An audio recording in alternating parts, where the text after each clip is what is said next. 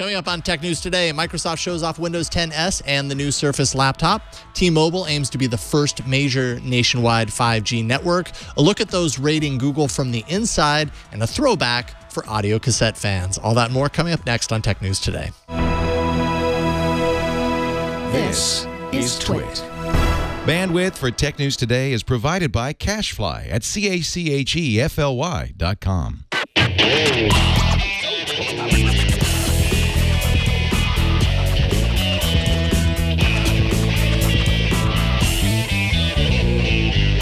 This is Tech News Today, episode 1759, recorded Tuesday, May 2nd, 2017. This episode of Tech News Today is brought to you by Tracker, a coin-sized tracking device that pairs with your smartphone and keeps you from losing your most valued possessions. Visit thetracker.com right now and enter promo code TNT to receive a free Tracker Bravo with any purchase.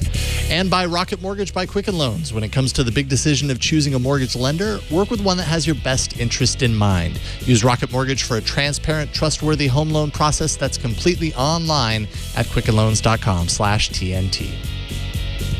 Hello and welcome to Tech News Today. This is the show where we tell you about the tech news and we tell you why it matters. I'm Megan Maroney. I'm Jason Howell. You ready for something that matters in the classroom? I am, yes. Are you? That's right, I'm talking to you. Microsoft held its anticipated education event this morning. That was a little weird, sorry. And the Register's Ian Thompson was there front and center for all of the announcements. Ian got to attend. Ian sent us this take on a few of Microsoft's big announcements from the event. Okay, so yes, I'm here at the Microsoft event. What they've unveiled is Windows 10s, which is a cut-down version of the operating system for the education market. Now, this is Microsoft's attempt to actually work around Google's intrusions into their dominance within the education market. Over half of US school children now work on Chromebooks rather than on Windows machines, and Microsoft wants to change that. Now, what they've done is taken a version of Windows 10 which will only use apps from the Windows 10 store, so that immures them to some extent against security problems. You can upgrade to Windows 10 Pro for a $49 charge, and they've also unveiled a laptop, the Surface laptop, which is something which will take kids right from the day they start school to graduation. Now, there is a price involved with that, of course. It's $999 to get the base spec Surface laptop. Now, that's the kind of money that only Microsoft employees can afford to pay for their kids, but, you know, if it works for them. There are also a number of OEM manufacturers, though, who are doing cut-down versions of laptops that can be used with the operating system. These go down as low as $189. Based on the specifications that we've seen and the laptops that we've seen so far at the show, most of them are going to come in around $300 mark. So that includes a touchscreen and a stylus and a little bit more memory and a little bit more storage. But what Microsoft is trying to do is regain its edge within the education market. Now, within the US, as I say, Chromebooks are very popular for school children, but elsewhere, they're not as popular because basically without a Wi-Fi network or without internet access, a Chromebook is very, very dumb. What Microsoft have done is taken Windows 10s and turned that into an operating system which can work with or without an internet access. So it's quite an interesting play in terms of going for schools who have less technological advantages.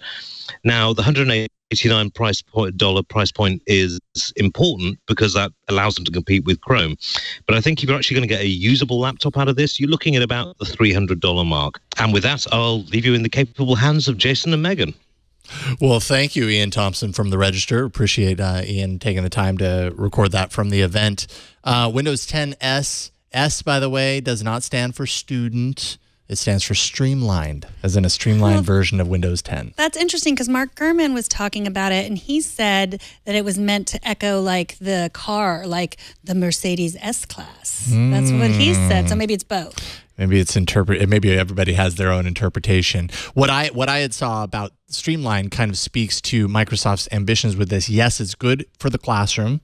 This version of Windows is designed to be flexible for teachers, for the people kind of working behind the scenes, to ensure that students that are using it aren't going rogue with apps from the web.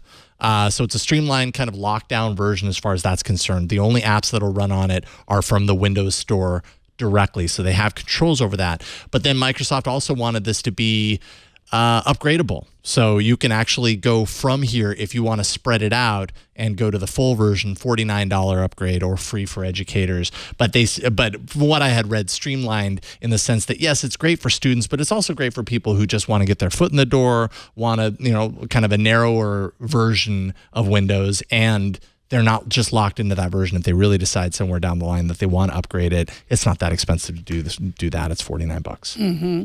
Well, I think when Mark Gurman was talking about it, he was also talking about the material that it's made of, which I think... You're talking about the laptop itself. Yeah, the laptop is made of like a kind of, it feels like suede. So it sort of feels It looks nice. Yeah, and I had it written down what material it was. It has a good name, like sort of like a floral elastomer, which is like the weirdo name we have for the Apple Watch. Yeah. But yeah, so yeah, we can talk about the laptop, the Surface laptop, and the Windows operating system. I like what Ian said about it being able to work in places where you don't have Wi-Fi. Like that's really great. And yeah, $9.99 for the Surface laptop, but of course that it will run the Windows 10s, for whatever the S stands for, will also run on cheaper laptops. Like he said, down as low as $189, and then maybe $300 would be the median mark. So this is great. I mean, I've seen a lot of headlines, MacBook killer. Yeah, lots of MacBook Air comparisons between the Surface laptop that they showed off today. It's lighter than the MacBook Air, so like that's for kids that are carrying it on their backs and the nice. laptop and the backpack. And boots up quickly and all those things. So yeah, I think it seems great. I have to buy a laptop for my daughter who's going into high school next year, and they require them to buy their own laptop.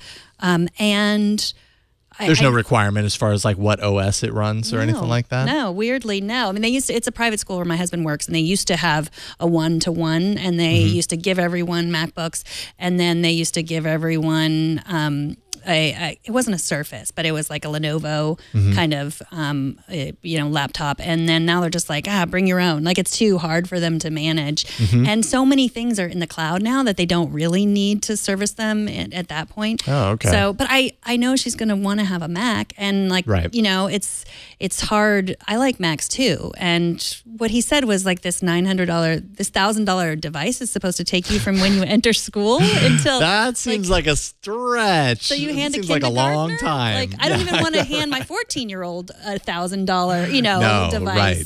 And that's not the MacBook. I mean, that's the Surface laptop. So I don't know what they meant by that. It is weird that you take $999 is not inexpensive for a laptop. It's also not super expensive. Like it's kind of in that midway zone, but definitely more than what I think of when I think of like a laptop for kids in school. I guess maybe my brain has been reprogrammed around Chrome OS, and I think $300 to $500 for a laptop. $1,000 Surface laptop running Windows 10s, which is kind of like your standard education level version of Windows, seems like a strange mismatch to me. But hey, it's Microsoft. They do that. They do that. I mean, yeah. When it comes to Microsoft and marketing, sometimes it's very confusing to understand what they're trying for. Right. And it's a great headline to say like MacBook killer, but and maybe it will. Maybe, 10 years from now we'll be saying, like, remember when people just bought MacBooks? How stupid was that? Like we're all, running Windows 10s. Berkchat has something important. Yes, he says military hardened laptops barely even make it a year. I think maybe he feels a little slighted from a military grade laptop in his history. That's just a guess. Well, other Microsoft announcements he today. shrugged, so I guess I was wrong. Well, I think that's the idea too. Like that kids would be harsh. They would be hard on it. Yeah, right. So yeah. Other Microsoft announcements today included an update to Teams, also designed for students, with emoji, stickers, and GIFs, Plus, the Minecraft Education Edition will now include Code Builder that works like existing education platforms like Tynker and ScratchX. They work with them, so you can like port your code over pretty easily. And also Microsoft's open source platform Make Code for learning JavaScript is also integrated into Code Builder. So this is exciting, and I guess we could call this a Swift Playgrounds killer. Yes. That's the version on Apple that my kids have played around with a little bit, but it's nothing amazing. And I think they would be more interested in working in Minecraft. There is something called an agent that helps you with your code, and like it's an animated character, which Microsoft animated character, you have to think Clippy, which I was like, you got to be careful. But it's not like Clippy. It's like one of the Minecraft guys. He runs around and makes the builds the blocks as you do the code, which is much cooler than Clippy. I like the idea of Teams, the Teams product for schools. I think that actually makes a lot of sense. They say that it's not launching this summer, in time for the fall semester. And I mean, just in my head, as long as you can kind of rein it in a little bit and keep it controlled, that's actually really great experience for students for kind of what it's like to work in a digitally collaborative environment, which is really what a large part of the office environment is nowadays, is very digitally collaborative using tools like Slack and in this case Teams. So great introduction for them on how to work that. It's funny that you said rein it in. I was like, who's going to rein us in? Because we are going crazy on the Slack GIFs. But yes. I wonder if Jiffy works for the school version of... Yeah, I know. Well, okay, I've talked a lot about my children in this episode, and forgive me, but we are talking about students, and I have 3 of them. They're on Google Classroom, and they do collaborate on documents, and they're 12-year-olds, so like a lot of them don't have phones yet, and so they don't have like a way to text message. So they've evolved into Google Docs where they'll just send each other random stuff, just nothing untoward or anything, but not school related. And so they've gotten in trouble. Like, you're just doing nonsense. Yeah, it's like passing notes in class. Yeah, it's like what we do when we're sending GIFs to each other. It's not school related always, but it's part of the process of collaborating. So they have actually moved over to Google Plus, weirdly, because nobody's there and no one knows that they're there. And now everyone knows they're there. But they've gotten their own Gmail accounts, and now you don't have to lie anymore. You can get a Gmail account if you're under 13. And that's where they are, like sending each other, like doing the team stuff, like sending each other funny photos and just doing silly stuff as they collaborate on their homework together. So repurposing Google Plus in a different way. Yeah. Maybe even what Google intended necessarily. Right. So it is interesting because I think that is part of collaborating, like the fun part and like just being silly and so in a strange way that's like part of team building. Yes. Right? It kind of draws you closer together to work on other things more effectively. Right. Like opens the line of communication. Yes. Sending random GIFs through Slack is the new trust fall. Yeah. It's important. So everyone needs to send GIFs with people that they're working seriously with. T-Mobile was the big winner in last month's Spectrum auction and has now unveiled what it plans to do with all of that spectrum that it got. Become the first major nationwide 5G network, but not to improve speed as much to simply improve its coverage across the U.S. The spectrum that T-Mobile won is low band, which is ideal for coverage covering large areas and less ideal for big increases in speed. T-Mobile could have the new network deployed sometime in the next 2 years. They're saying at least by 2020. If not a little bit sooner. But it'll be interesting to see how the different carriers market 5G, because I think everybody's very aware of 4G, whether they understand what 4G is or not. They're very aware that when they look at their phone and it says 4G, things are faster than when it doesn't say 4G. And I think along with that probably comes an expectation that 5G will mean faster. And in the case of T-Mobile, they say that, yes, in some areas and select major cities, they will work on bringing higher speeds through the 5G network, but it's really going to be more about just building a more robust, evenly covered network across the U.S. So I'm curious to know how that will be interpreted by users.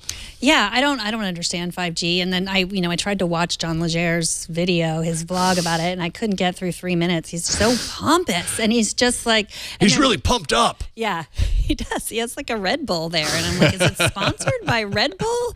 Like, basically, yeah.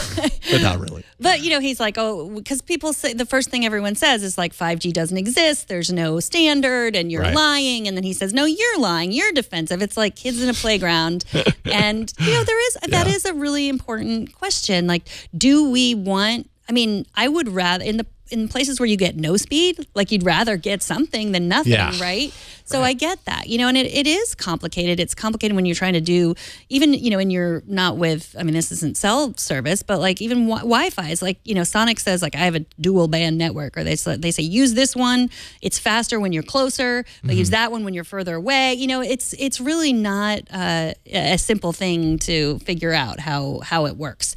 So yeah, is 5G a thing? Do you believe T-Mobile? Like, I believe that they'll come out with something that they call 5G and that it'll improve the service. I mean, I'm a T-Mobile user, and definitely when I travel outside of Petaluma and go to places aside from where I'm used to, because I'm very used to the little bits of fluctuation here in town, I start to notice how T-Mobile may be a faster network than some of the other networks that I've tried. But yeah, its coverage area is not nearly as strong. Personally, I would prefer to have a better coverage area and have speeds, you know, and maybe opt more for that as opposed to, you know, crazy bandwidth speeds in limited areas. So we'll see how it works out. I mean, I would imagine that over time, they could probably roll out those improved speeds elsewhere. They still have access to that network, and they've shown interest in improving their network. I think they've come a long way, so I think they'll continue to make moves to make their network faster. Wake me up when it's 30G. Okay. Okay.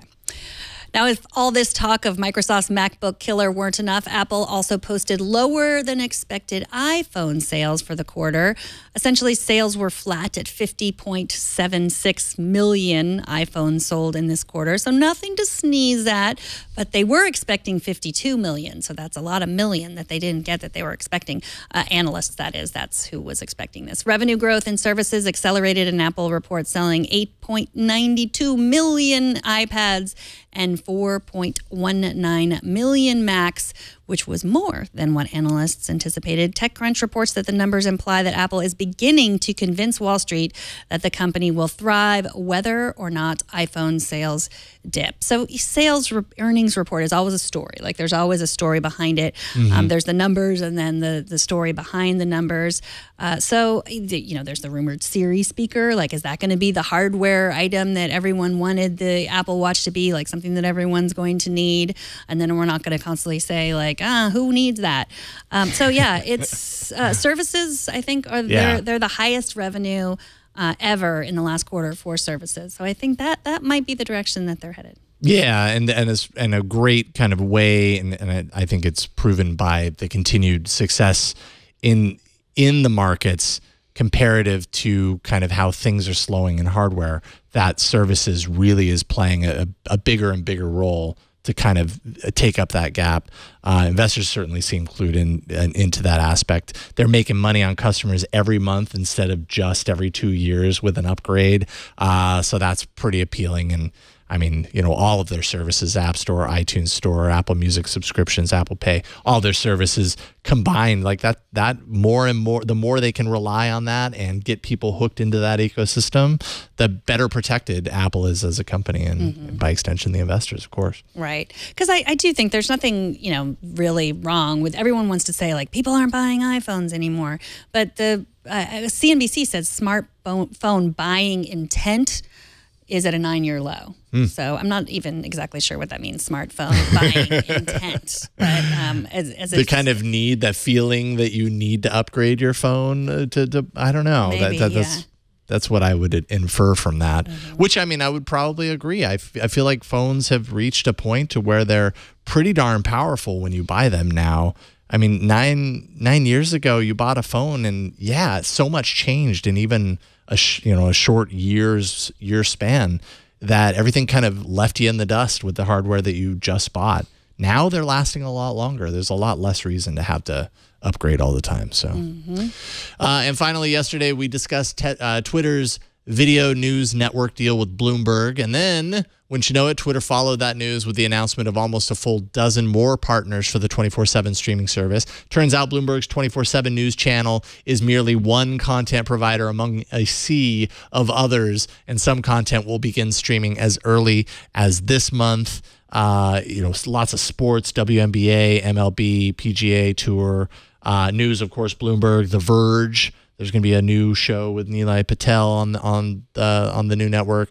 BuzzFeed News, Cheddar, entertainment, including Live Nation concert series, IMG Fashion for runway shows and Fashion Week, if that's your thing, and a whole lot more. So, yeah, filling in the gap and creating just more live video content around Twitter. Mm-hmm. Well, Twitter is one of those places that is a huge echo chamber. Like, unlike Facebook, where, you're friends with your family and, other people that you have a lot of varied interests with. So you see a lot of stuff. Like Twitter, you're choosing, I think specifically choosing who to follow based on your main interests, which for us is technology journalism, some politics. And so we tend to think, that's all of what Twitter is. But 7 of the 10 most followed Twitter people on Twitter are musicians, which was surprising to me. But so it makes sense that you would have, live concerts being streamed as being the thing that people, want to see on Twitter. Jack Dorsey, when he spoke at the event, he said, we're still going to be the place where you see what's happening. So whether that's a concert or the news or, whatever it is, he says, that's still going to be the place. So. Yeah. Yeah, I'm looking forward to it. Be curious to see how they compartmentalize and kind of differentiate between these. It's almost like channels, or I don't know. In my head, it's like channels, because when you look at what Bloomberg is doing, that's 24/7 news, just Bloomberg. And then you've got all these other content partners. Are they also 24/7? Or is that all thrown on a single stream? Or how is that managed so that it's usable in kind of a similar context as, like, I'm sitting down and I want to watch something? How do I flip through the channels? Scroll. I guess we'll find. Yeah. Scroll. Yeah. Yeah. I think that Twitter really just changed the way that we see news, and and so I think that it will be interesting to see if they can really change the way that we absorb all the rest of this media. Yeah, too. Absolutely. A quick reminder, we love hearing from you in email. So email us at tnt@twit.tv if we've said anything wonderful or crazy or upsetting, or, if you're yelling at us right now in however way you're listening, we want to hear. We try to listen very quick, but no matter how loud you yell, we don't hear unless you email us. We love seeing you too. You can upload your message to YouTube. We like to see your face. You can email us the link or send us a video any way you want to send videos. We might play it on the show. That's tnt@twit.tv, and you can go to our show page to subscribe. Do not forget to subscribe. If you're already subscribed on one place, go subscribe for your friends who would like us, because I'm sure you know someone who needs to know more about the tech news, so you can converse with them. So go ahead and subscribe for everyone that you know. After the break, learn more about the humans behind Google's rating system, but first, let's take a minute to thank Tracker. They are a sponsor of this episode. I am a loser. I'm a loser of things. Keys, wallet, purse, iPad, iPhone, AirPods. If it's something I can lose, I have lost it. With Tracker, you never have to worry about losing your things again. The Tracker Bravo is a coin-sized device. It's constructed with anodized aluminum that makes it very thin, and it's durable, and it works. You can locate misplaced keys, wallets, bags, computers in just seconds. You pair your tracker to your smartphone, then attach that tracker to any item, and then you can find its precise location with a tap of the button. And then you can lose your phone. If you can lose your phone whenever you want, you can then just press the button on the tracker device, or you can even ask your Amazon Echo, and then your phone will ring even when your phone is on silent. Your phone can track up to 10 devices at once. Tracker also has family sharing. That lets you track the same Tracker Bravo from multiple phones. So if you are not a loser of things, maybe someone in your family is a loser of things, and you can help them not be a loser of things or become a finder of things. You can customize two-way separation alerts so you're notified before you leave your item behind. There are over 4.5 million trackers shipped. That makes Tracker the largest crowd GPS network in the world. So your lost item will show up on a map even if you've lost it miles away from where you are now. The Tracker app records its last known location. Then when another Tracker user comes within a 100-foot range of your item, you'll get a GPS update of where your item is located. The distance indicator on the Tracker app will show you if you're getting closer to your item. So, warmer, colder, warmer, warmer, colder. The best part is that Tracker is not just another piece of disposable technology that you throw away when the battery runs out. You can replace the batteries. Order them from the Tracker. You get your first battery free. Just pay $1.49 for shipping and handling. That's $1.99 international. You can buy additional batteries for just 50 cents each. With a 30-day money-back guarantee, there's no reason not to give it a try. Stop being a loser of your stuff today. Go to thetracker.com, enter promo code TNT. You'll get a free Tracker Bravo with any order. That's TheTracker.com, promo code TNT for your free Tracker Bravo with any order.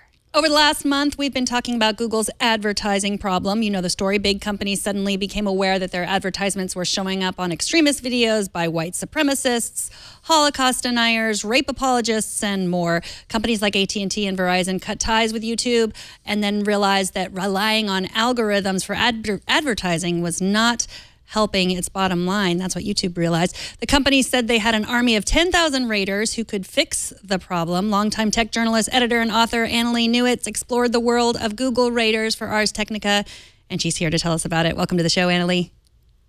Thanks for having me. So you write that these raters are largely unknown, even to some Google engineers. And now they want to change that. Can you tell us why?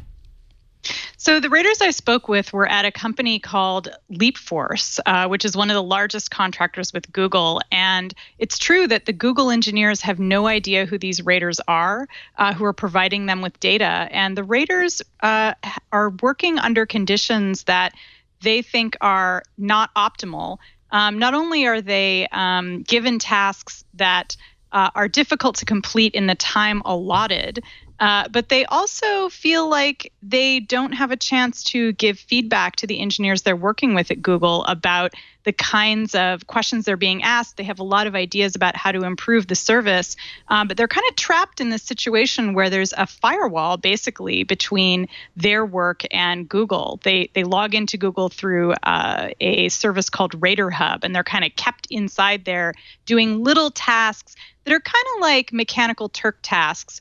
And they're not really able to give substantive feedback that they'd like to give. What exactly is a rater? Like taking a little bit of a step back, a rater that's working behind the scenes for Google to improve the service, obviously, but what exactly are they looking at? So they're doing a variety of tasks to help Google improve the performance of their algorithms. And the way they do that is they might be given anything from a task where they're giving feedback on whether voice recognition is working. They look at things like search results, whether a search result is the right one, or whether they're seeing the right kind of ad. That's context specific. They also do things like look at personalization services. So a lot of these raters are giving Google access to their private emails and photos, and then Google will show them personalization tasks, and the raters are asked to do things like say whether a photo has been properly identified or whether they're seeing the right kind of ads next to an email. And each of these tasks, this is where it gets really interesting. Each task is assigned a set amount of time that they can have to do it, or that they can be paid for doing it. So a task that involves looking at a couple of search results, might take seconds. But a task where they're doing something much more complicated, like listening to an audio file to see if the transcription is correct, takes a little bit longer. And LeapForce and Google will say, okay, this takes 6 minutes. The problem that the raters have is they say that Rater Hub often crashes, often takes longer to load a task than the task is allotted. And so they're losing a lot of time every day, and they feel like they're putting a lot more time into these tasks than they're actually getting paid for. So you mentioned Mechanical Turk, which is of course run by Amazon, and they've come under fire for, paying people 30 cents for, a half an hour of work or something like that. Like there's no minimum wage requirements. But I haven't heard much about the people behind the scenes at Google that are doing this work. So has anyone really talked about them, or are you one of the first people to bring this issue to light? I'm certainly not the only one. There was actually a great article in Wired about one of the other companies that contracts with Google. They're called Zero Chaos. There's another company called Lionbridge that is also doing this kind of work. But, this is something that's only just now coming out. I think raters are coming forward because they feel like their working conditions are getting worse. What happened at LeapForce was about 20% of their raters in the U.S. were full-time contractors, and LeapForce abruptly decided to reduce their hours to 26 hours per week. So basically, these people were getting almost a 50% pay cut overnight. And that was why some of them came forward, because they really felt like that was the last straw. And because they are working full time on Google projects, they really feel like Google should take some responsibility, and that Google is getting a lot out of their work, but is working with these kind of shell companies almost to kind of wash their hands of how the workers are being treated. And are they subject to minimum wage rules? I am not sure how that would work. They're actually currently at LeapForce being paid comfortably above the minimum wage at $13.50 an hour. But now that their hours are being reduced, they're actually also finding that their pay is reduced. So I think now a typical rater is paid between $12.50 and $13 an hour at the company that LeapForce is becoming, now that they're changing the hours and things like that. Yeah, I mean, it's a problem that companies have dealt with for a long time. I know I was a contractor for Microsoft for years, and I wasn't really working as a contractor for Microsoft. I worked for another agency through that. And, the companies sort of pay a lot to get around those rules, so they're not giving everyone stock options or, an office or that sort of thing. So UCLA Information Studies professor Sarah Roberts, you quoted her in your piece. She says that the raters are feeling isolated. Can you talk a little bit about that? That's right. And Sarah Roberts has done work interviewing raters both in the United States and in the Philippines for the past 5 years. And her work is excellent. And what she says is that all of these workers that she's interviewed, and some of them work for Facebook, some work for Google, they're all working at these third-party staffing agencies that provide raters sort of contracted to Google and Facebook and other companies. And the workers feel like they work for Google, but Google won't admit it, because especially in the case of LeapForce, the workers that I talked to, and 10 anonymous raters came to me and discussed this with me on the phone and in chat. And they said that every day when they went to work, they would log into RaterHub.com, which is owned and operated by Google. They felt like they were almost on the virtual premises of Google, and yet nominally they're employed by LeapForce. And so there's this layer of kind of, I almost want to say like a layer of irresponsibility there, where Google can kind of say, well, these aren't really our employees. Whereas the employees are like, but we spend all day at Google. All we do is respond to Google projects. The only algorithms that we're providing data about are Google algorithms. And so why aren't we considered Google employees? And there's some lawyers who feel like, maybe they could be viewed as Google employees. Increasingly now, labor law is recognizing a concept called joint employment, where two companies can be held equally liable for an employee. And it's in cases where basically both companies equally control the employee hours and control their working conditions. And that could be the case here with LeapForce. Obviously we don't know, that's just speculation, but that could be a possibility. Is there any indication as far as who is calling for the reduction, or who, like, was it Google that just said we don't need as many hours, or was it their actual company that said we've decided to pare things back? And in either case, how does that affect Google's product if suddenly all of those people that were working on the quality of product are suddenly cut in half, their time's cut in half?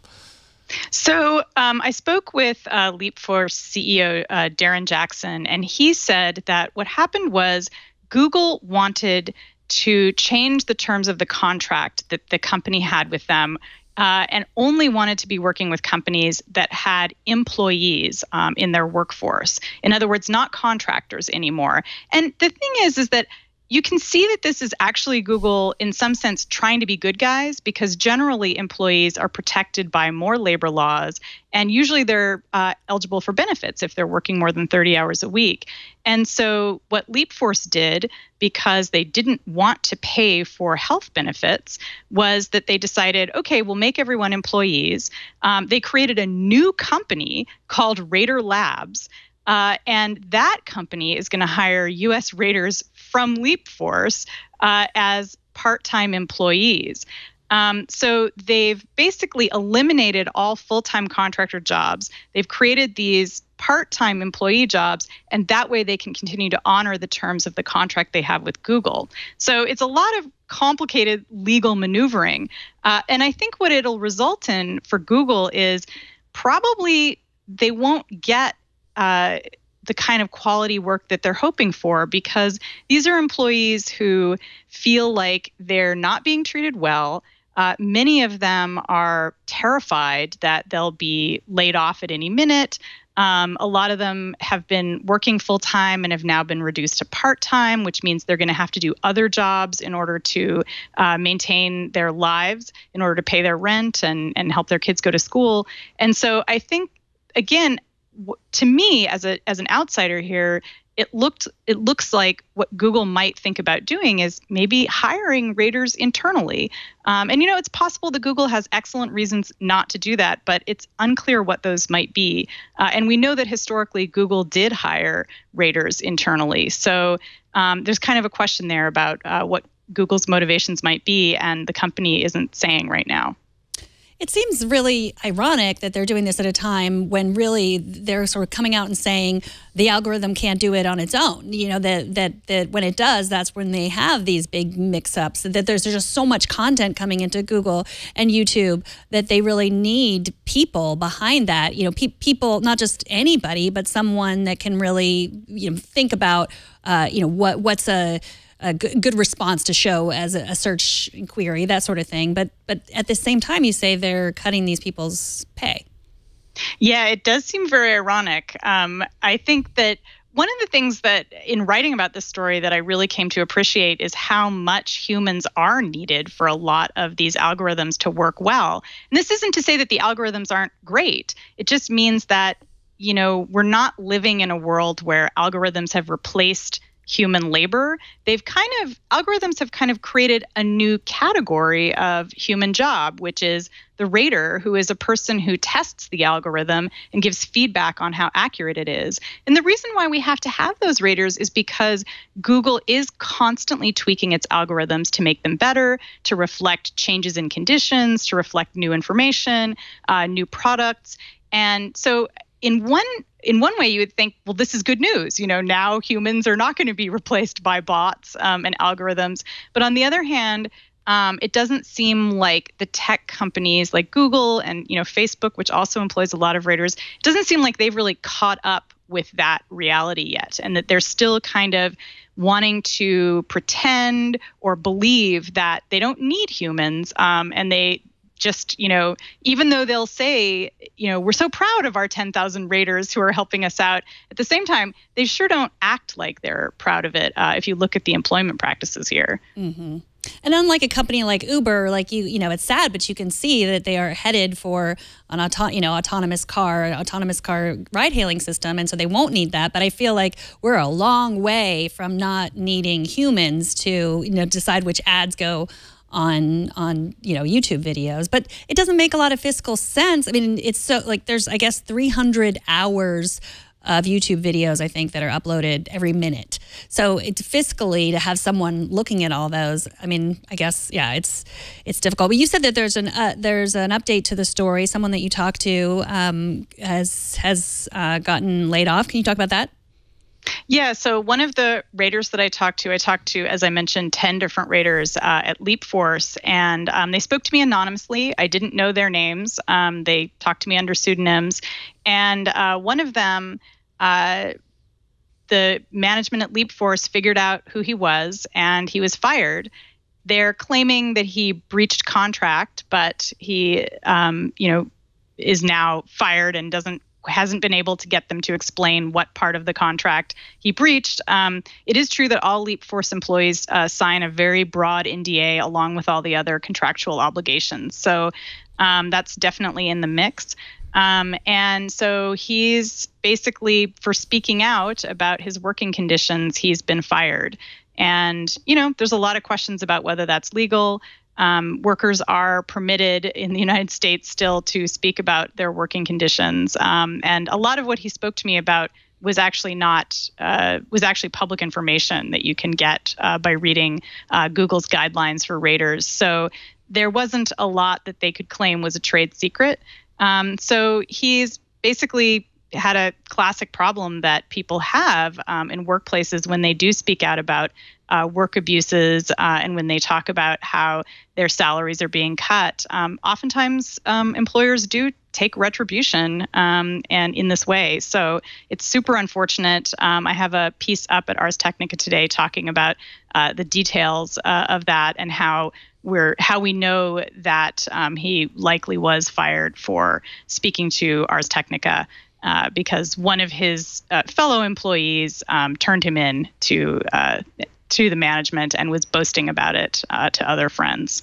Well, you can read both of Annalee's stories up at Ars Technica. Thank you so much for joining us. Annalee Newitz is the tech culture editor at Ars Technica. She's written for Popular Science, Wired. She founded the blog io9.com. Her first novel, Autonomous, comes out in September. We would love to have you back to talk about it when it comes out. All right. Thanks very much. Thank you. Take care. Thank you so much. Have a good night. All right, feedback time. Chris in Kansas City writes about our discussion with Sam Miskovich yesterday on Facebook's marketing. Chris writes, I was just pedaling down the road on the way to work, ranting to myself about the Facebook story from the Australian. Facebook is an advertising company, and advertising companies have been doing this as long as marketing has existed, and Facebook is doing nothing out of the ordinary or sinister. It's not advertising companies' responsibility to help protect and or raise our kids. That is the parents' job. Absolutely, I would agree with that. Absolutely. Yeah. I mean, when we were talking about this yesterday, I get somewhat cynical myself about advertising stories where we find out that advertising is doing all this sort of stuff, because sometimes it feels like, hey, they're doing this bad thing, but it's not just them. It's like the greater culture around online digital advertising that does it. This is like one example. So it's hard to kind of avoid it, I suppose. Mm-hmm. It's kind of everywhere. Yeah. I mean, I think we said that this has been going on for a long time. Mm-hmm. And yeah, I mean, it's that it's the parents' job. That's true. Like, that's the same argument about, health, sex ed, it's mm-hmm. the parents' job. We shouldn't talk about it, but we should. And, like last night. But it wouldn't hurt.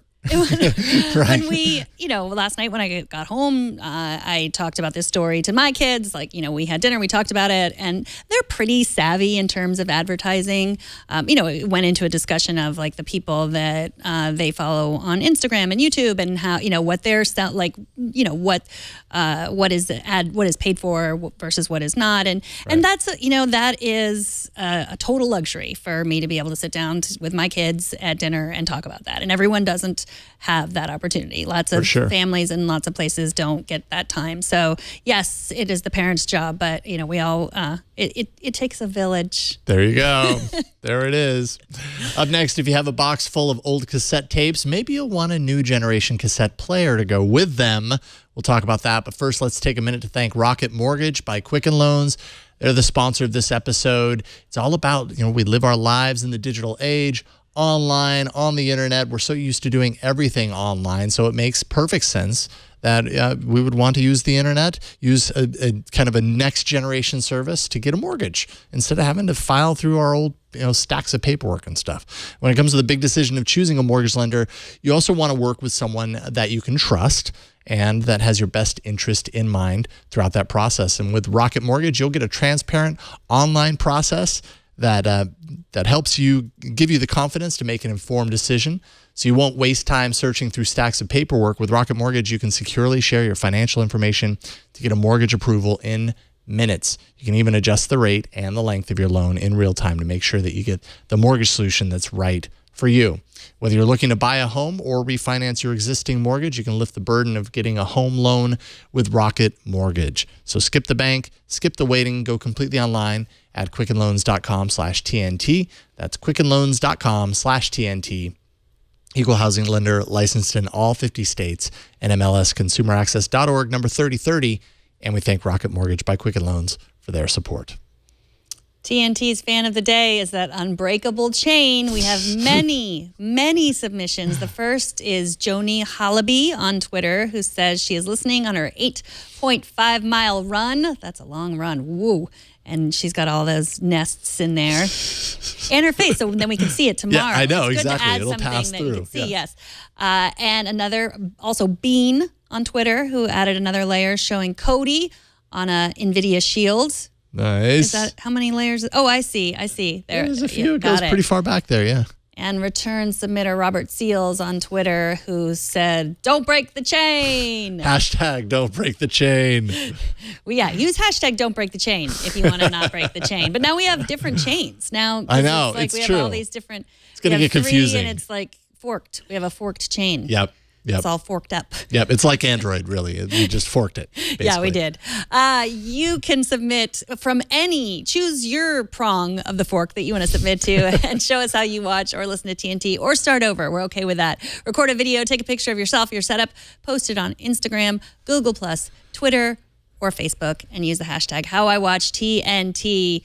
And we're going to find it. And choose your prong. Choose like your prong. Hashtag choose your prong, like Patrick in chat says. As I get older, I'm forced to come to terms with the idea that parts of my life are now throwbacks to a time long forgotten. Cassette tape players, for example, are now so old that people are looking to reinvent them to make them new again. The elbow is a concept that was first shown off, apparently, I didn't see this, a year ago by Brain Monk, which is an audio video art organization.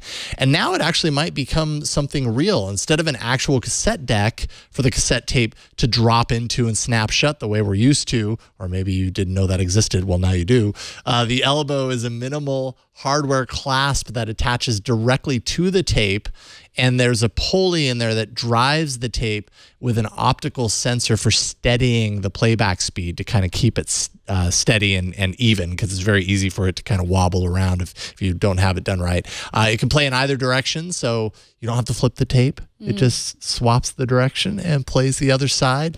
You can see there it's got a little USB plug that might be for charging. I wonder if you could also plug that into your system for audio transfer, and then a little mini jack for headphones. So, clip this to your jacket, or I don't know. It's just cool looking. So there's no speaker on it. You have to connect it to a mini jack. A speaker would be kind of cool, though. Yeah. To have this little portable thing, just set the cassette down on the table and have it play through the speaker. Yeah. But no, I don't believe there's a speaker on this. Well, because it wouldn't be that hard, right? Because remember they used to put speakers in like the case of beer? Like there's that like simple speakers, Yeah. They're maybe not very good. Right, but something's better than nothing, I suppose. There's some, On that size, too, you're probably not going to get a very nice sounding speaker unless it got a lot bigger. But then it kind of defeats the purpose of this tiny little portable thing. Mm-hmm.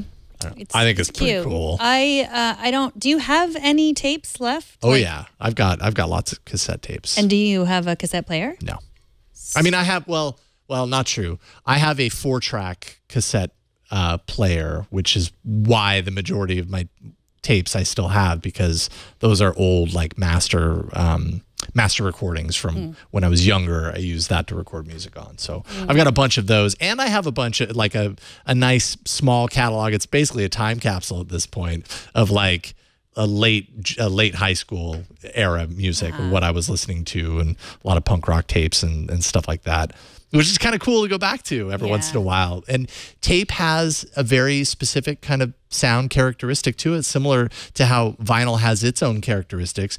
There's also a lot of really pleasing qualities about cassette tape, even though when I think about it, I remember at the time hating the fact that it was very hissy and had a little bit of that noise, but there's also a lot of warmth in there. So I welcome a return to cassette tapes.